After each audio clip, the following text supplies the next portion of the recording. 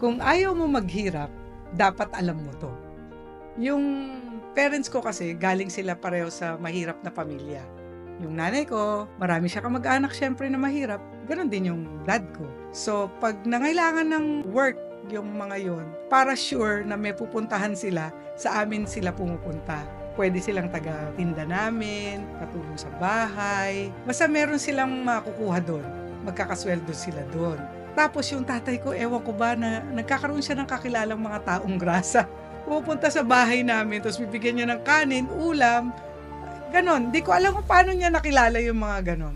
So, they're so generous. Yun yung nakita ko sa parents ko. Even yung mamamasko ako ha, ako na yung mamamasko.